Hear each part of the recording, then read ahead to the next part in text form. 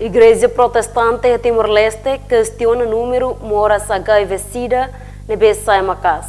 Também sira russo do Instituto Nacional Combate HIV-Sida a sensibiliza informação para a comunidade sira onde prevene moras ne.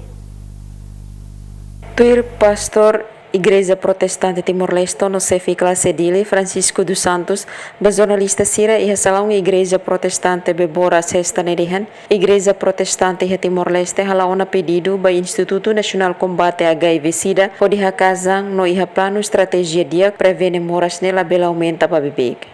Pedido ida ba Instituto Nacional Combate HIV-Sida Timor-Leste onde a casa onde vele ia plano estratégico que dia para implementação ou de prevenir HIV-Sida Timor-Leste.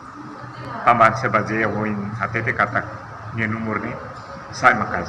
Niadihan sira mos iha plano pastoral basarani sira nebe mak iha parte moralmente onde foi educação ba comunidade sira hadokan husi moras atne. Ia Fatihanesa Presidente Instituto Nacional Combate HIV-Sida de Timor-Leste, Atanásio de Jesus Sateten, Instituto Nacional Combate HIV-Sida, Serviço Hamoto com a Igreja Protestante, halau sensibilização para a comunidade sira, conaba perigo se moras HIV-Sida. Hoje, o Instituto Nacional Combate HIV-Sida, Serviço Hamoto com a Igreja Protestante, deve ser parte coordena o Instituto,